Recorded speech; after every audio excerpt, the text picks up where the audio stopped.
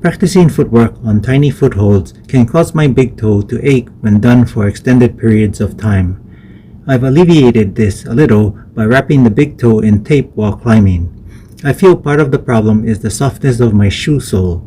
I'm going to see if stiffening the sole can relieve this next.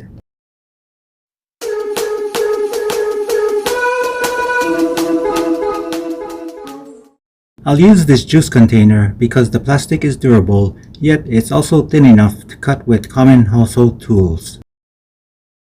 I'll cut plastic pieces from the container to create rectangular sheets large enough to trace the shape of the shoe onto.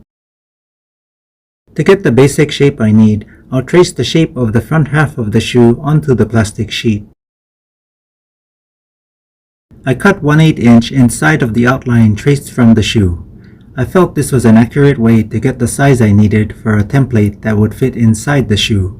I confirmed that the template did fit inside the shoe, slightly overlapping some of the stitching inside. I used the template to trace its shape onto a sheet of Kydex. Kydex is an extremely durable plastic that will not crack when bent but is very stiff. The Kydex I'm using is 1/32 inch thick.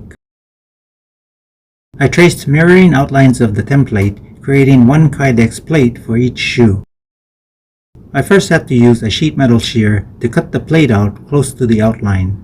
I then used a belt sander to sand the edge down right to the line but not past it.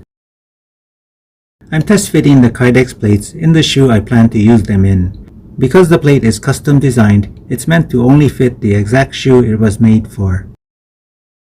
Looking into the shoe, the plate seems to be a really good fit. It's right up to the edges of the shoe, about to where I think they should be. If after a test usage I find the plates are too close to the edge, I can always trim off some of the edge for a better fit. I found that putting on the shoe with the plate in it was only a slightly tighter fit. There was no discomfort and walking around felt fine. I did try the plates in my 6-month-old pair of shoes as well as a brand new pair, and the fit was as expected and not uncomfortable in either. In testing the plates in my shoes, my normal V0 and V1 warm-up boulders didn't seem any different. In fact, this particular one seemed a little easier to stand on some edges with my tiptoe. This is an easy V0 that I use as a slab and wanted to test if the traction of the shoes was affected by the plates, which it wasn't. I did this boulder at the start of the video, but now I have the plates in my shoes. Moving across the bigger foot slopers, like I'm doing here, does not feel any different with the plates in my shoes or without. Where I feel a huge difference is when I'm stepping on this next foot jib. Without the plates, my big toe can feel this foot jib jabbing into it. Not painful, but with enough attempts could become so. Now that I have the plates in my shoes, my big toe can feel a hump, but that's it. It definitely feels a lot more comfortable with the plates in.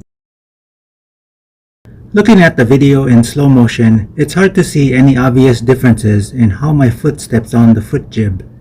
One thing that is different is that where I normally don't lace up my shoes, it's now a good idea to do so to prevent the plate from moving around. I'm probably the only one who has this problem, but just to make it official. Right now, I absolutely like how these plates help me with my climbing. They don't get in the way or have any side effects. I'll continue using them to see if any problems do crop up, or if there's modifications I can do to make them better. I hope this shoe mod can help you enjoy your climbing a little more. If you have any questions or comments, leave them in the comment section down below. That's all I have for now, and I will catch you in the next video.